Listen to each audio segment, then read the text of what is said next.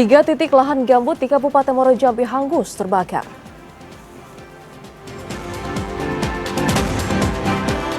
Sebanyak 1.780 jemaah haji Provinsi Jambi kembali ke daerah asal. Satu orang aparatur sipil negara di Kabupaten Batanghari terafiliasi Jaringan Negara Islam Indonesia.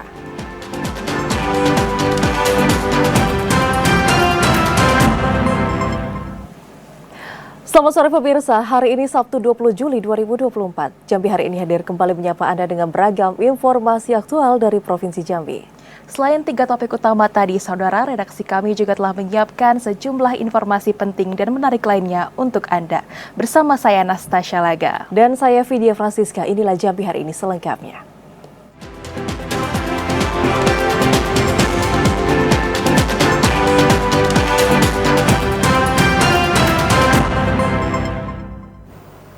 Mengawali Jambi hari ini, saudara, puluhan personil Satgas Karhutla Muaro Jambi kembali berjibaku memadamkan api. Kebakaran pada Jumat kemarin terjadi di 3 kecamatan yang menghanguskan 5 hektar lebih. Kebakaran hutan dan lahan kembali terjadi di Kabupaten Muaro Jambi.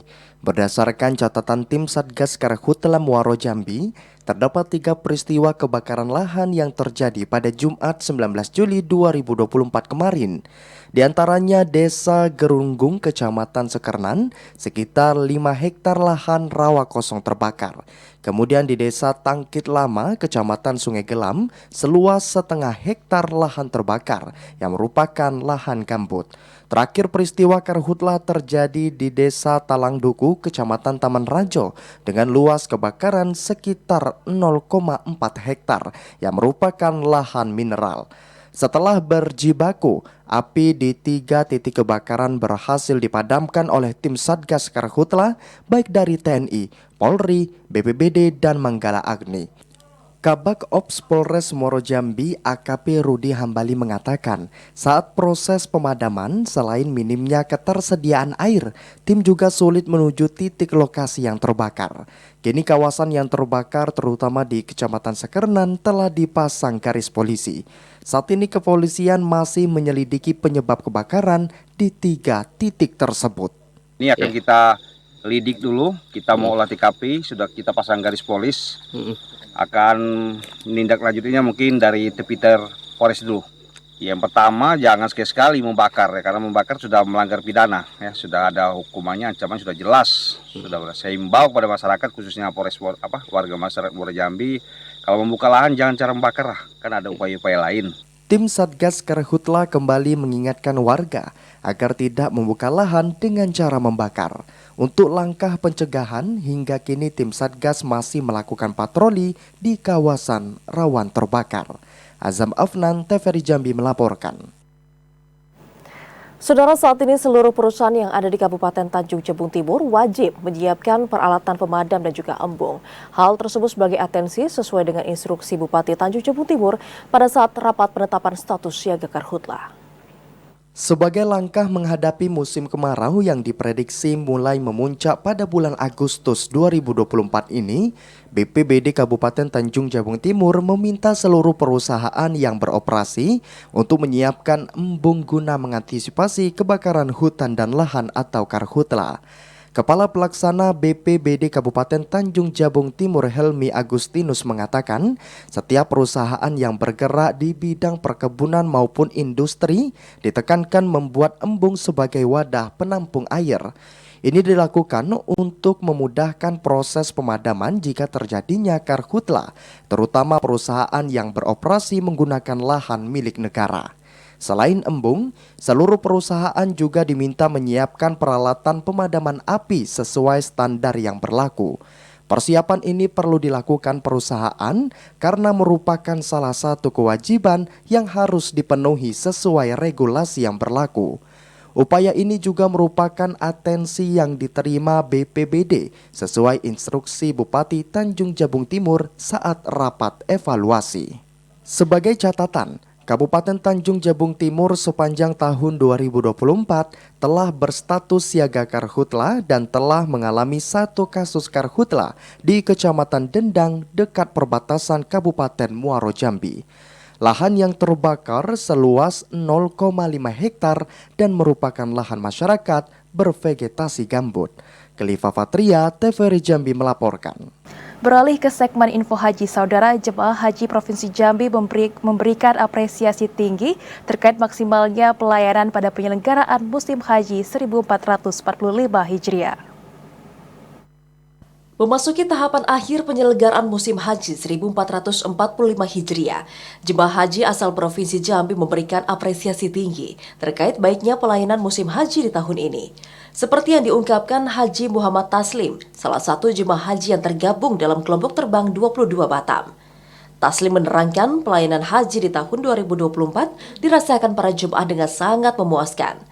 Pelayanan tersebut bahkan dinilai sudah selevel dengan Haji Plus, terutama pada saat pelaksanaan puncak dari ibadah haji di Arafah, Musdalifah, dan Mina. Berjubelnya manusia dari seluruh dunia yang berada di lokasi yang sama mampu ditanggulangi dengan baik oleh para petugas haji dengan kualitas pelayanan yang maksimal. Hadirnya skema murur yang diterapkan pada penyelenggaraan musim haji 1445 Hijriah menjadi kebijakan yang sangat efektif dalam menangani para lansia untuk menuju Mina dari Arafah. Tahun ini sudah sangat memuaskan bagi jemaah seluruhan, alhamdulillah, karena dari Arafah ini dari tenda, AC, pelayanan, dari konsumsi, alhamdulillah sudah sangat memadai. Sudah lokasi memang sudah pantas, sudah dikasih seperti plus, ya, bantal, sudah dikasih kasur, semuanya sudah tepat untuk di Arafah.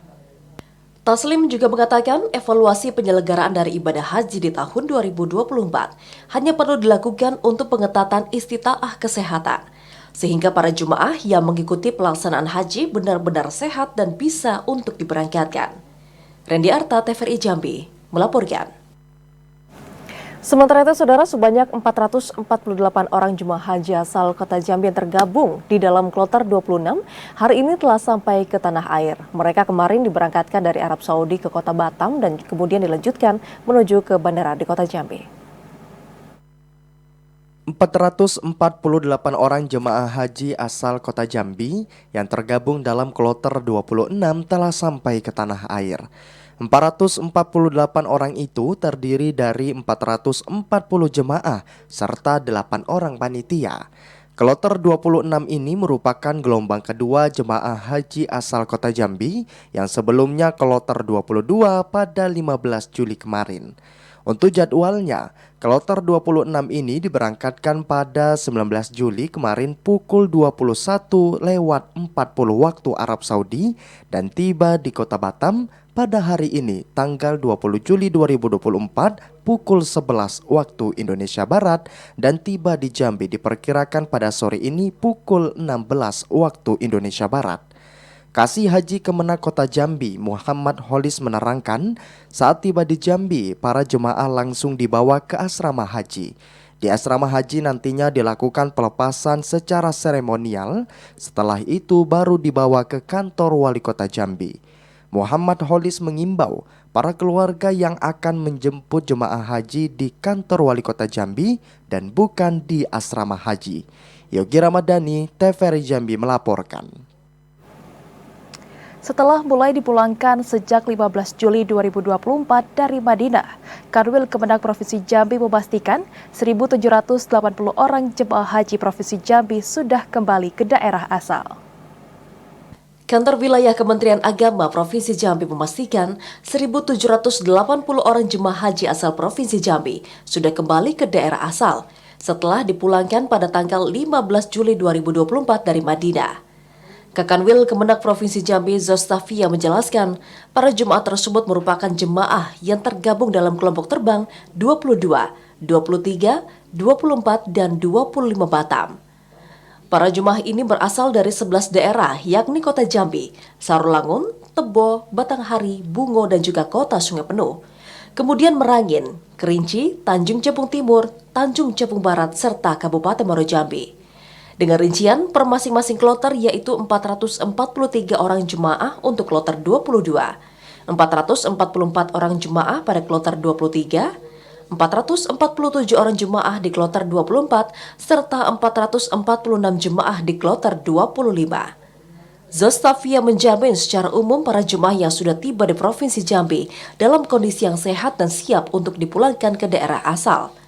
Proses kepulangan juga telah dilakukan dengan baik dan lancar dari Batam, sehingga para jemaah bisa segera dipulangkan ke daerah untuk kembali berkumpul bersama keluarga. Malam ini kita sudah menerima pemulangan dari kloter 25 BTA yang berjumlah 446 orang. Awalnya pada pemberangkatan yang lalu, jamaah kita itu berjumlah 450 karena ada 4 orang jamaah yang meninggal dunia. Artinya total ada hampir 2.000 orang yang sudah ke haji pulangnya, Pak? Belum sampai 2.000. Iya. Pada penyelenggaraan pemulangan jemaah haji asal Provinsi Jambi di tahun 2024, hanya diikuti 3.102 orang jemaah dari total 3.118 jemaah yang diberangkatkan ke Arab Saudi, karena adanya 14 jemaah yang meninggal dunia. Sementara untuk sisanya sudah melakukan tanazul. Randy Arta, TVRI Jambi, melaporkan. Saudara Sekda Provinsi Jambi Sudirman secara resmi menerima kepulangan dari 446 orang jemaah haji asal Provinsi Jambi dari kloter 25 Batam setelah diberangkatkan dari Madinah pada tanggal 18 Juli kemarin. Pemerintah Provinsi Jambi secara resmi kembali menerima kepulangan 446 orang jemaah haji asal Provinsi Jambi yang tergabung dalam kelompok terbang 25 Batam. Penerimaan kepulangan jemaah yang berasal dari 4 daerah tersebut, yakni Kabupaten Muaro Jambi, Tanjung Jabung Timur, Tanjung Jabung Barat, serta Kabupaten Kerinci. Dilakukan oleh Gubernur yang diwakili Sekretaris Daerah Provinsi Jambi Sudirman di Asrama Haji yang menjadi embarkasi haji antara Provinsi Jambi pada Jumat malam 19 Juli 2024. Sudirman mengatakan atas nama masyarakat dan pemerintah Provinsi Jambi mengucapkan selamat datang bagi seluruh para jemaah yang sudah menyelesaikan rangkaian ibadah haji 1445 Hijriah. Sudirman mendoakan seluruh jemaah bisa menjadi haji maupun haja yang mabrur, sehingga mampu memberikan suri tauladan bagi keluarga maupun juga lingkungan sekitar. Sudirman berharap seluruh jemaah pulang dengan selamat ke daerah dan bisa kembali berkumpul bersama keluarga yang telah menanti. Untuk menyambut kedatangan jamaah haji kloter 25. Ada 450 yang berangkat, kembali 446. Yang 4 yang meninggal dunia, dan kita doakan semoga mereka yang meninggal di sana diampuni segala dosa-dosanya dan tentunya dapat melaksanakan jadi haji yang mabrur. Kepala Kantor Kementerian Agama Provinsi Jambi Zostavia menerangkan proses pemulangan jemaah haji kloter 25 secara umum dapat berjalan baik dan juga lancar, mulai dari pemberangkatan dari Batam hingga proses penerimaan. Seluruh jemaah juga dinilai dalam kondisi yang sehat dan siap untuk melanjutkan kepulangan ke daerah masing-masing dengan pendampingan Kemenak dan juga pemerintah daerah setempat. Dan untuk kepulangan ini berjalan dengan lancar, tidak ada hambatan. Mereka sesuai dengan jadwal, tidak ada yang delay. Jadi jam 11.45 sesuai dengan jadwalnya, mereka sudah sampai di Batam. Pada pemulangan kloter 25, jumlahnya berkurang dari pemberangkatan semula yang berjumlah 450 orang menjadi 446 orang karena adanya 4 jemaah yang telah meninggal dunia. Randy Arta, TVRI Jambi melaporkan. Saudara, pihak Bawaslu melakukan patroli pengawasan kawal hak pilih di daerah yang terisolir. Informasi selengkapnya usai jeda, saudara tetaplah bersama kami.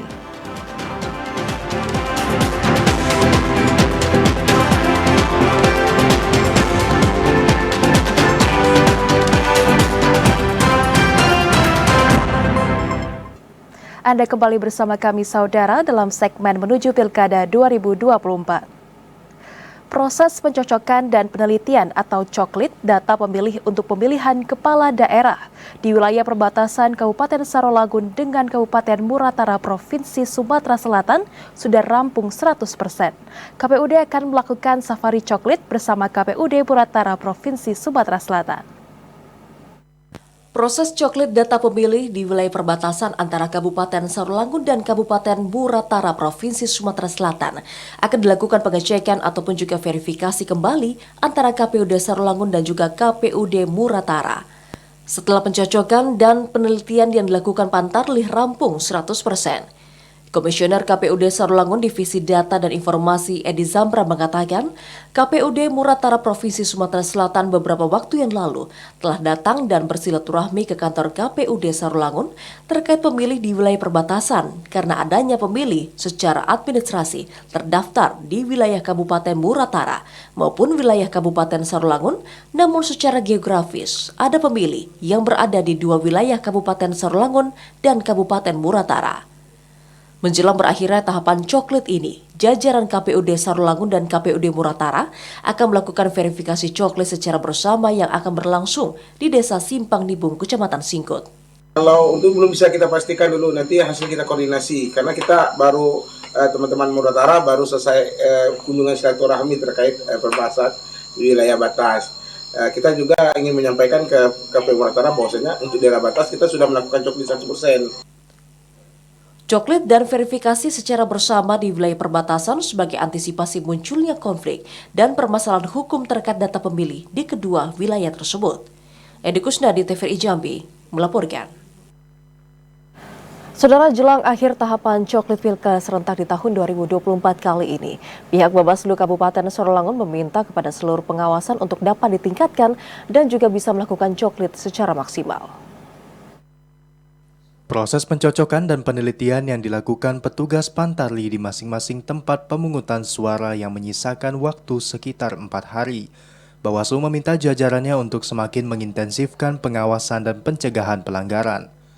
Ketua Bawaslu Sarolangun Mudrika mengatakan, pihaknya berkomitmen melakukan pengawasan setiap proses dengan mengawal seluruh tahapan pemutakhiran data pemilih hingga berakhir di tanggal 24 Juli. Dengan segala kewenangan yang dimilikinya, jajaran Bawaslu sudah memberikan saran serta masukan kepada jajaran KPUD Sarolangun agar proses coklit berjalan sebagaimana mestinya dan berharap KPUD bisa mengantisipasi segala pelanggaran coklit di lapangan.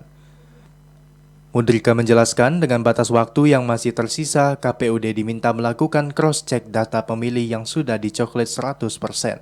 Karena coklit ini merupakan tahap awal penyusunan daftar pemilih Pilkada 2024. Kepada kawan-kawan KPU beserta jajaran untuk benar-benar melakukan coklit ini sesuai dengan prosedur dan peraturan perundang-undangan yang berlaku. Jangan sampai ada satupun warga masyarakat Sarolangun yang tidak terdaftar ke dalam DPT tetapi memenuhi syarat. Jadi harus semua warga negara Kabupaten Sarolangun yang memenuhi syarat wajib dicoklit. Bawaslu optimis dengan upaya pengawasan yang dilakukan bisa mencegah potensi pelanggaran dan diharapkan tahapan pemilihan kepala daerah serentak tahun 2024 ini berlangsung dengan adil dan terpenuhinya hak pilih masyarakat. Edi Kusnadi, TVRI Jambi melaporkan. Bawaslu Kabupaten Kerinci melaksanakan patroli pengawasan kawal hak pilih di daerah terisolir yang rentan terabaikan. Patroli yang dilakukan bertujuan untuk memastikan petugas Pantarlih sudah melakukan coklit sesuai dengan aturan yang ada. Bawaslu Kecamatan Kerinci melakukan patroli pengawasan di daerah terisolir yang rentan terabaikan. Patroli yang dilakukan tersebut bertujuan untuk memastikan Pantarlih sudah melakukan coklit sesuai aturan yang ada. Di Kecamatan Siula, Bawaslu yang dibantu anggota Panitia Pengawas Pemilu Kecamatan Panwascam dan Pengawas Desa Kelurahan atau PKD mengunjungi Dusun Trans Sungai Beremas Desa Koto Tengah yang memiliki letak geografis terjauh, terluar, dan terpencil.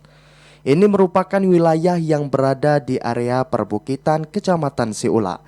Anggota Panwascam Siula Suci Mutiara mengatakan, dalam Pilkada serentak tahun 2024, di Dusun Trans Sungai Beremas terdapat 39 kepala keluarga dengan total pemilih yang terdaftar di Daftar Pemilih Potensial Pemilih atau DP4 sebanyak 100 mata pilih masuk ke TPS 2 Desa Koto Tengah, Kecamatan Siula.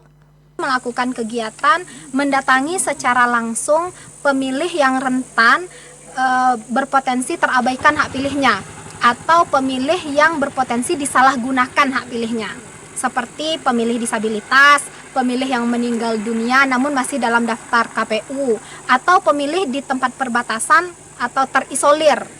Suci juga menyebutkan pada tahapan pencoklitan, masyarakat perlu meningkatkan kesadaran tentang status hak pilihnya, mulai dari tahapan coklit hingga pelaksanaan pemungutan suara.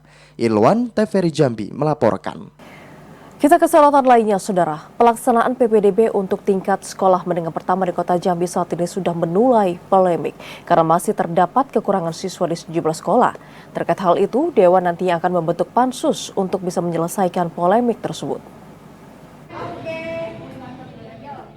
Anggota DPRD Kota Jambi bentuk panitia khusus atau pansus penerimaan peserta didik baru untuk tingkat SMP tahun ajaran 2024-2025. Pansus itu akan mendalami kasus kekurangan siswa didik baru di sejumlah SMP yang ada di Kota Jambi. Mereka juga telah melakukan rapat tertutup bersama Dinas Pendidikan Kota Jambi guna mencari akar permasalahan yang terjadi. Sementara ini, Pansus menilai ada mekanisme yang kurang tepat dalam pelaksanaan PPDB. Ketua Pansus PPDB Kota Jambi, Abdullah Taif, mengatakan, penempatan zonasi sekolah masih belum tertata dengan baik, sehingga terjadi penumpukan siswa di beberapa SMP saat pendaftaran. Pansus tersebut akan mencari solusi dari permasalahan tersebut, kemudian akan merekomendasikan ke Dinas Pendidikan Kota Jambi untuk dibenahi agar pelaksanaan PPDB di tahun mendatang berjalan aman dan lancar. Teman-teman sudah menggali, Pansus sudah menggali terkait juknis dari PPDB juga. Untuk sementara ini dapat kita garis bawahi bahwa di dalam juknis kita ini kayaknya kurang tepat. Pertama terkait zonasi. Di zonasi itu pemerintah dalam hal ini Dinas Pendidikan membuat juknis, ada beberapa wilayah atau kelurahan yang sudah dibagi-bagi sehingga ada penumpukan. Pansus akan segera turun ke setiap SMP di Kota Jambi dan meninjau secara langsung. Joko, TVRI Jambi melaporkan. Sementara itu, Saudara, pada tahun ajaran baru kali ini SD Negeri 16 Desa Talang Lindung, Kota Sungai Penuh, kesulitan dan kekurangan mendapatkan siswa baru pada PPDB 2024. Saat pendaftaran ada 7 orang calon siswa, namun awal pembelajaran hanya 2 orang siswa yang datang. Dan untuk mengetahui informasi selengkapnya, kami telah terhubung dengan kontributor TVRI Jambi Fahlan Diandra, melaporkan langsung dari Kota Sungai Penuh. Halo, selamat sore Fahlan. Ya, selamat sore. Ya, baik Fahlan, apa yang menjadi penyebab dari SD Negeri 16 di Kota Sungai Penuh ini kesulitan dalam memperoleh siswa pada PPDB tahun ini, Fahlan? Ya, baik, terima kasih pemirsa TVRI Jambi. Memasuki tahun ajaran baru 2024-2025, penerimaan peserta didik baru atau PPDB di SD Negeri 016 Desa Talang Lindung, Kota Sungai Penuh, kesulitan mendapatkan siswa baru. Hal itu disebabnya ketatnya persaingan antar sekolah sehingga menyebabkan kurangnya siswa di SD tersebut. Pada awalnya jumlah pendaftar yaitu sebanyak 7 orang. Namun pada awal masuk proses pembelajaran sekolah yang hadir hanya 2 orang siswa. Hingga saat ini jumlah keseluruhan siswa dari kelas 1 sampai kelas 6 itu sebanyak 23 orang. Kembali ke studio. Baik Fahlan, kemudian dengan hal yang sedang dihadapi ini, bagaimana upaya yang telah dilakukan oleh pihak sekolah untuk menghadapi hal ini, Fahlan? Ya baik, terima kasih. Berbagai upaya yang dilakukan oleh pihak sekolah SD Negeri 016 Desa Talang Lindung, Kota Sungai Penuh, yaitu diantaranya mensosialisasikan SD 016 kepada warga-warga yang mempunyai calon siswa baru. Kemudian pihak sekolah terus melakukan koordinasi dengan dinas terkait agar sekolah tersebut bisa diisi oleh siswa-siswa baru tanpa kekurangan siswa baru. Dan apakah hingga saat ini sudah ada hal dilakukan oleh dinas terkait dalam mengatasi hal kekurangan murid di SD 16 ini, Fahlan? Ya baik, melalui Dinas Pendidikan Kota Sungai Penuh, Kepala Dinas Pendidikan Kota Sungai Penuh mengatakan untuk penerimaan peserta didik baru yaitu diprioritaskan jalur zonasi, yang mana para siswa SD diwajibkan memilih satu sekolah yang berada di dekat dengan kediaman mereka. Kembali ke studio. Baik, terima kasih Fahlan atas laporan Anda dan selamat bertugas kembali. Sementara itu, saudara, hingga saat ini Kabupaten Tanjung Jabung Timur masih kekurangan ribuan guru. Kekurangan tersebut mulai dari jenjang TK hingga SMP. Kekurangan guru masih menjadi permasalahan di sebagian besar sekolah di Kabupaten Tanjung Jabung Timur, terutama di wilayah pesisir, mulai dari Kecamatan Sadu, Berbak, Mendahara, Rantau Rasau, Nipa Panjang, dan Morosebak Timur. Kabid PTK Dinas Pendidikan Kabupaten Tanjung Jabung Timur, Refli, mengatakan, hingga saat ini distribusi jumlah guru masih belum merata di setiap sekolah.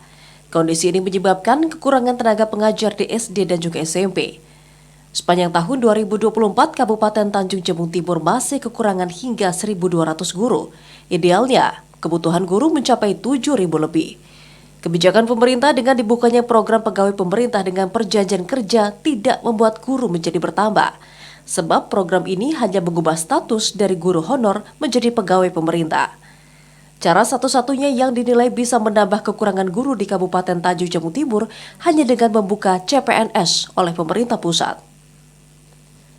Masih kurangnya guru di Kabupaten Tanjung Jabung Timur karena pemerintah pusat melarang sekolah untuk mengangkat guru honorer. Khalifa Patria, TVRI Jambi, melaporkan. Sepanjang tahun 2024, Keterbukaan Informasi Provinsi Jambi terima 7 laporan sengketa dari masyarakat. Informasi selengkapnya kami hadirkan usai jeda sesaat lagi.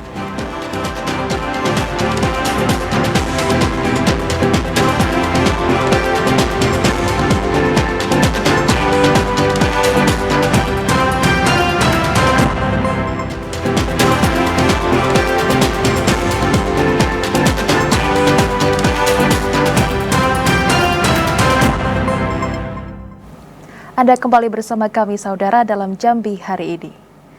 Badan Kesatuan Bangsa dan Politik Batanghari mendeteksi adanya seorang ASN terafiliasi Jaringan Negara Islam Indonesia. Pemerintah nantinya akan berupaya menemui oknum tersebut guna mengarahkan untuk keluar dari jaringan tersebut. Orang komandan upacara. Berdasarkan informasi yang diperoleh Badan Kesbangpol Batanghari dari tim Densus 88, bahwa ditemukan adanya seorang aparatur sipil negara guru di wilayah Batanghari yang terafiliasi Jaringan Negara Islam Indonesia atau NII. Menindaklanjuti persoalan paham yang melanggar aturan NKRI itu, pemerintah daerah dan juga unsur Forkompinda akan menemui pihak bersangkutan guna mengantisipasi adanya keterlibatan keluarga maupun orang di lingkungan sekitar. Pelaksana Harian Kepala Bidang Kewaspadaan Nasional dan Penanganan Konflik Kesbangpol Batanghari Zamhuri mengatakan akan bergerak cepat dalam penanganan jaringan NII ini agar tidak lebih meluas dan merusak tatanan negara kesatuan Republik Indonesia. Hasil koordinasi kami kemarin, waktu itu kita rapat di ruang A1 Provinsi Jambi, Densus 88 menyampaikan kepada kami bahwa ada salah satu ASN gitu di Batanghari terlibat dalam jaringan NII. Sementara itu pihak Kesbangpol mengimbau kepada masyarakat untuk tidak mudah terhasut dengan ajakan jaringan NII serta paham radikalisme yang merusak kehidupan bernegara. Adi Juniawan, TVRI Jambi, melaporkan. Sementara itu, saudara, 4 orang aparatur sipil negara di Kabupaten Tanjung Jabung Barat diduga terindikasi dan juga terafiliasi paham radikalisme. Dugaan tersebut berdasarkan data dari Densus 88 yang mencatat bahwa ada 3 orang laki-laki dan juga 1 orang perempuan yang sudah terlibat. Untuk itu, pemerintah Kabupaten Tanjung Jabung Barat melalui Kesbangpol telah memanggil 4 orang terduga tersebut untuk bisa memastikan kebenaran dari hal itu. Untuk bisa mengetahui informasi selengkapnya, saudara, kami saat ini sudah terhubung dengan kontributor TVRI Jambi Didi Haryadi langsung dari Kabupaten Tanjung Jabung Barat. Selamat sore, Didi. Saat ini apa langkah yang telah dilakukan oleh pemerintah Kabupaten Tanjung Jabung Barat dengan adanya dugaan aparatur sipil negara yang terafiliasi tersebut? Baik, selamat sore Vidya dan pemirsa TVRI Jambi. Dapat saya laporkan bahwa terkait adanya 4 ASN yang terindikasi terkait dalam terafiliasi jaringan terorisme, itu dibenarkan oleh pihak Kesbangpol melalui Kabid Bina Politik M. Taufik. Kepada 4 orang yang diduga terafiliasi ini telah dilakukan pemanggilan dan ini menurut dan data yang 4 orang ini, ASN yang terlibat ini, data yang didapatkan dari Densus 88 Polda Jambi. Baik Didi, setelah dilakukan pemanggilan dan juga klarifikasi, apakah 4 orang terduga tersebut menyadari kesalahannya? Setelah mendapatkan data dari Densus 88 Polda Jambi, pihak Kesbangpol langsung mengambil langkah cepat dengan memanggil 4 orang, diantaranya status 3 orang berstatus ASN, sedangkan 1 orang masih berstatus tenaga P3K. Itu terdiri dari ada di Dinas Kesehatan, guru, dan 1 dari Dinas Departemen Agama. Dan dari kesepakatan pertemuan itu, mereka mengakui bahwa apa yang mereka lakukan itu salah. Dan hari ini mereka telah bersedia untuk kembali kepada paham yang akan meninggalkan paham yang mereka anut itu tersebut. Tributor TVRI Jambi Didi Haryadi yang melaporkan langsung dari Kabupaten Tanjung Jabung Barat. Selamat sore dan selamat bertugas kembali, Didi. Saudara, kita ke informasi lainnya. Komisi Informasi Provinsi Jambi saat ini terus menerima laporan sengketa informasi publik dari masyarakat. Dan untuk di tahun 2024 kali ini, saudara, setidaknya sudah 7 laporan yang terdata dan juga masih dalam tahapan penyelesaian. Kalau ceramah depan guru. Sepanjang tahun 2024, Komisi Informasi Provinsi Jambi telah menerima laporan sengketa keterbukaan informasi publik dan pada saat ini masih dalam proses pemeriksaan. Salah satunya sengketa keterbukaan informasi terhadap Balai Cagar Budaya terkait proyek ganti lahan Candi Moro Jambi. Kemudian juga laporan terhadap Kepala Desa terkait keterbukaan anggaran desa dan Dinas Kehutanan Provinsi Jambi. Hal itu dikatakan langsung oleh Ketua Komisi Informasi Provinsi Jambi Ahmad Taufik Helmi pada saat workshop layanan informasi dan penyelesaian sengketa informasi publik. Pihaknya juga akan memonitoring badan publik di Provinsi Jambi dan juga memberikan penilaian untuk dilaporkan ke kepala daerah. Tujuannya kita menyatukan pemahaman persepsi dengan teman-teman media dan NGO terkait keterbukaan informasi publik. Apa standar layanan dan prosedur penyelesaian sengketa informasi publik. Ahmad Taufik berharap badan publik di Provinsi Jambi dapat terbuka dalam penyampaian informasi, sehingga nantinya masyarakat bisa cepat mengetahui arah pembangunan Provinsi Jambi. Joko Adli, TVRI Jambi, melaporkan. Pemkab Tanjung Jabung Barat akan melelang sekitar 14 unit kendaraan dinas. Besarnya biaya perawatan dan operasional kendaraan dinas menjadi penyebab dilelangnya 14 kendaraan dinas yang masih layak jalan dan ada yang tidak layak jalan. Meski hanya 14 unit kendaraan roda 2 yang akan dilelang oleh Pemkab Tanjung Jabung Barat, namun 14 kendaraan tersebut wajib dilakukan lelang. Karena selain sebagai pembersihan aset agar tidak terjadi temuan kemudian hari, juga sebagai kewajiban sehingga tidak terjadi penumpukan kendaraan tidak layak pakai. Dan ada juga yang tidak bisa hidup dan tidak layak pakai. Rata-rata kendaraan yang dilelang tersebut telah berusia di atas 7 tahun hingga 13 tahun.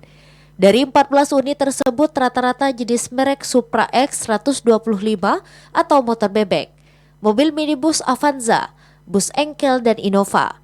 Selain fokus kendaraan, lelang barang berupa kursi dan aset lainnya milik Pemkab karena ini juga merupakan aset negara yang wajib dilelang. Untuk proses lelang barang setelah diajukan ke bagian BKAD, kendaraan lelang akan dinilai oleh KNPKL Jambi. Sebab lelang terbuka untuk umum, bahkan kendaraan 14 unit yang akan dilelang dalam kondisi rusak berat. Didi Haryadi, TVRI Jambi melaporkan. Saudara, Leo Darwin, buronan Kejati Jambi dalam kasus medium Cernot berhasil diringkut di tempat persembunyiannya di Denpasar, Bali. Informasi selengkapnya usai jeda, saudara tetaplah bersama kami.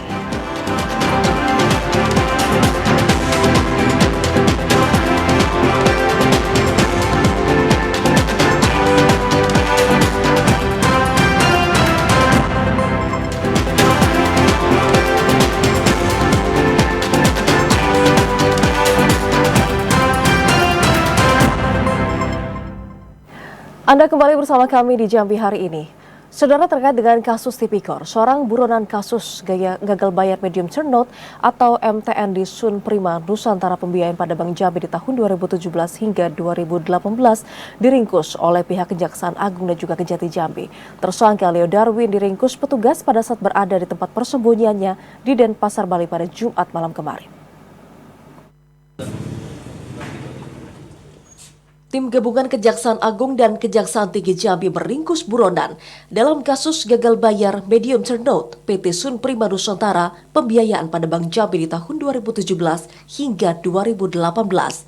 Tersangka Leo Darwin diringkus petugas di tempat persembunyiannya di Komplek Tropical Sunset, Jalan Pura, Mertasari, Pemecut, Klot, Kota Denpasar, Bali pada Jumat malam. Tersangka ini merupakan mantan Direktur PT Kolombindo Perdana Cash and Credit, Direktur PT Citra Prima Mandiri yang diduga terlibat perkara tindak pidana korupsi gagal bayar medium term note hingga negara mengalami kerugian ditafsir mencapai 310 miliar rupiah lebih. Asisten Tindak Pidana Khusus Kejati Jambi Yudi Prihatsoro mengatakan, setelah dilayangkan 3 kali pemanggilan tidak hadir, akhirnya tim melakukan upaya penjemputan paksa di tempat persembunyiannya. Saat ini tersangka telah diperiksa dan akan dititipkan sementara di Pengadilan Negeri Jambi hingga 20 hari ke depan, sebelum dilimpahkan ke Pengadilan Negeri Jambi untuk menjalani proses persidangan. Hari ini, Jumat tanggal 19 Juli tahun 2024, kami dari Kejaksaan Tinggi Jambi, penyidik telah melakukan pemeriksaan dan penahanan terhadap tersangka inisial LD. Ini kaitannya dengan kasus Bank Jambi yang teman-teman tahu sebelumnya, ini kasus sebelumnya sudah disidangkan dengan 3 perkara yang sudah diputus oleh Pengadilan Negeri Jambi dan Pengadilan Tinggi Jambi, bahwa tersangka LD ini yang bersangkutan telah dipanggil sepatut dan sah sebanyak 3 kali, tapi mangkil untuk diminta keterangan sebagai saksi oleh penyidik pada Kejaksaan Tinggi Jambi. Sebelumnya, Kejati Jambi menetapkan 4 orang tersangka kasus gagal bayar medium term note PT Sun Prima Nusantara Pembiayaan pada Bank Jambi di tahun 2017 hingga 2018, yang salah satu di antaranya merupakan mantan Direktur Utama Bank Jambi Yunsak El Halkon dan 2 orang pihak swasta Dadang Suryanto, Andri Irfandi. Asar TVRI Jambi melaporkan. Sementara itu, Saudara, Jaksa Penuntut Umum akan segera melimpahkan berkas 4 orang tersangka kasus dugaan korupsi dana hibah KONI Sungai Penuh. Keempat tersangka akan menjalani proses persidangan di Pengadilan Negeri Jambi. Jaksa Penuntut Umum Kejari Sungai Penuh saat ini masih menyusun berkas perkara kasus dugaan korupsi dana hibah KONI Sungai Penuh. Penyusunan berkas perkara guna mempercepat proses pelimpahan berkas 4 orang tersangka dari kasus korupsi tersebut. Jaksa Penuntut Umum Kejari Sungai Penuh Tommy Ferdian mengatakan, saat ini berkas tersebut masih di Jaksa Penuntut Umum Kejari Sungai Penuh. Jika penyusunan dakwaan selesai, maka berkas tersebut akan segera dilimpahkan ke Pengadilan Negeri Jambi. Keempat orang tersangka yakni mantan Ketua KONI Hairi, mantan Bendahara KONI Teriko, mantan Sekretaris KONI Beni, serta seorang General Manager di salah satu hotel di Kota Jambi Husairi selaku pihak penyedia jasa. Terkait dengan kasus KONI ini, kita sudah kemarin melaksanakan tahap 2 dari penyidik umum, dan untuk sementara ini kita masih untuk menyusun surat dakwaan. Pembilangan surat dakwaan sudah kita selesaikan, maka nanti kita akan limpahkan ke Pengadilan Negeri Tindak Pidana Korupsi pada Pengadilan Negeri Jambi. Sebelumnya, Kejari Sungai Penuh mengungkapkan adanya dugaan penyalahgunaan dana hibah di KONI Sungai Penuh. Dana hibah dari pemerintah kota Sungai Penuh yang diduga disalahgunakan oleh para tersangka semestinya digunakan untuk meningkatkan prestasi olahraga. Asar TVRI Jambi melaporkan. Kita ke sorotan lainnya, Saudara. Untuk bisa mengantisipasi maraknya judi online, pemerintah Kabupaten Batanghari akan mengambil langkah melakukan pengecekan handphone aparatur sipil negara secara berkala. Nantinya peran otoritas jasa keuangan pun diharapkan dapat mengawasi perputaran uang melalui mobile banking. Jalur privat, kalau Keseriusan pemerintah Kabupaten Batanghari dalam memberantas judi online saat ini mulai dilakukan. Hal itu ditujukan dengan langkah awal koordinasi yang dilakukan pemerintah kabupaten bersama unsur Forkompinda beberapa waktu yang lalu di kantor Kejari Batanghari. Kepala Diskominfo Batanghari Amir Hamzah mengatakan, berdasarkan data Kementerian Kominfo, sebanyak 21 juta situs judi online telah diblokir. Pihaknya juga akan melakukan sosialisasi terkait kesadaran keamanan kepada masyarakat tentang dampak buruk dari judi online bagi kehidupan. Selain itu, otoritas jasa keuangan diharapkan ikut berperan aktif dalam mengawasi setiap perputaran uang yang dinilai tidak wajar melalui sistem mobile banking, sehingga langkah ini dapat berjalan efektif dalam mencegah meluasnya wabah judi online tersebut. Kominfo sudah mengeluarkan aturan dan dia sudah melakukan tindakan nyata. Dalam 1 tahun terakhir, sudah 2,1 juta situs judi online yang sudah di take down sama Kominfo. Tugas kami yang memantau dan melaporkan. Sasaran antisipasi judi online akan dilakukan terlebih dahulu cekan handphone secara berkala serta memberikan sanksi tegas terhadap aparatur sipil negara bila terlibat judi online sebagai bentuk dari efek jera. Ade Juniawan, TVRI Jambi, melaporkan. Hingga saat ini, saudara, pihak Polres Batanghari belum juga mengungkap kasus penemuan mayat perempuan pada Februari 2024 lalu yang diduga menjadi korban pembunuhan. Minimnya alat bukti menjadi faktor belum terungkapnya kasus tersebut. Sejak bulan Februari 2024 yang lalu hingga saat ini, kasus dugaan pembunuhan seorang gadis bernama Nasifa yang mayatnya ditemukan di lubang bekas galian batu bata belum kunjung terungkap oleh pihak kepolisian Resort Batanghari. Meski pihak kepolisian telah melakukan olah TKP dan memintai keterangan dari beberapa pihak, namun sayangnya kasus tersebut belum juga menemui titik terang terkait siapa pelaku pembunuhan.